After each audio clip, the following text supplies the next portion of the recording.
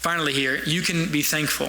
In fact, you must be thankful because God has qualified you to share in the saints' inheritance. Now, this is an allusion, as is going on here in chapter 1, to the Exodus, to the Israelites being brought out of bondage. And the share in the saints' inheritance is a phrase used in the Old Testament to talk about the Israelites being given the promised land, being given Canaan, and it being divided up among the saints. And he's saying you have now been qualified to share in the inheritance of God, in God's promised land, both there in eternity and now that you have been qualified. I love the image of qualification. That's a great word. You think about the thing that comes to mind in my mind for some reason is just the Olympics, right? People qualifying for the Olympics. Seems like we hear that word most often when the Olympics is coming around. Qualifying for the Olympics means that you made it, right? You did what was required of you to get into the Olympics. You fulfilled the necessary conditions for you to get into the Olympics. I looked at the definition of this word qualify, and this is it. It's to be entitled to a particular benefit by fulfilling a necessary condition. To be entitled to a particular benefit by fulfilling a necessary condition. Now, here's the question. When did you do that? When did you fulfill, what was the necessary condition for you to be qualified to share in God's inheritance? The condition was perfection. The condition was holiness. The condition was sinlessness. The condition was living up to the law, living the perfect life, the life that God called you to live. That was the condition for you to be qualified. Yeesh. Right? Because we have a problem in that you are very aware that you have not done that. You have not fulfilled the necessary condition to share in the inheritance of God. You have not lived a sinless life, a holy life, a perfect life, the life that you should be. You haven't been the son, the father, the mother, the daughter, the friend, the Christian, the church member, the sin fighter. You've lost more battles of sin than you can count. Looks like you are as least qualified as possible. But again,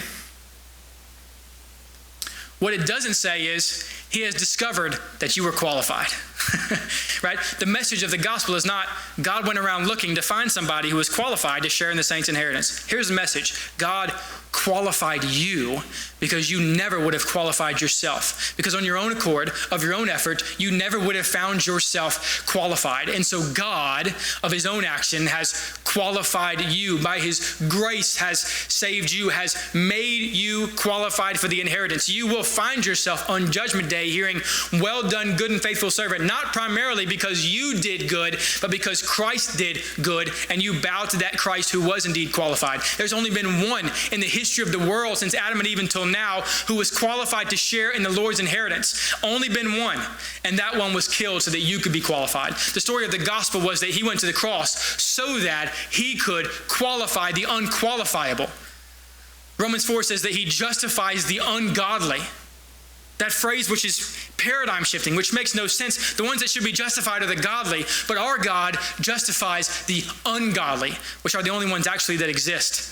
Qualifies the unqualifiable. God does what nothing else could have done, what you never could have done for yourself. He has qualified you to share in the saints' inheritance. And just like you think about when an Olympian hears that they have been qualified, that they've done it, the joy and the peace that shall come upon them, the weight that is lifted from them when they realize they've done it. They are now an Olympian.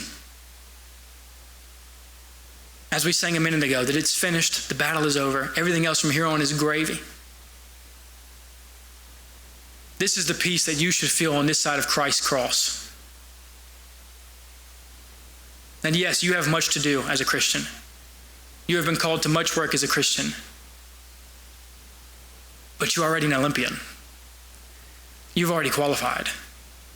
You are working not in hopes that you will be qualified, but because he has qualified you and brought you into this share of this great inheritance. Rejoice, dear Christian. We're not waiting to see if you can do it. God knew very sharply that you couldn't. And so he did it himself so that you could be qualified. Why should you give thanks? Because God has qualified you. In fact, that's That's the only way thanksgiving is really the proper response. If you qualified yourself, what need to you to give thanks? But because God qualified you, the proper response is a life of thanksgiving, a life of striving after holiness and obedience, in gratitude to his qualification for the unqualifiable you. Why should you give thanks? Because you were once in darkness, and God qualified you for the light and brought you into his kingdom that you didn't deserve to be in. Bow to the Lord and live a life of gratitude. This is the life of the mature Christian.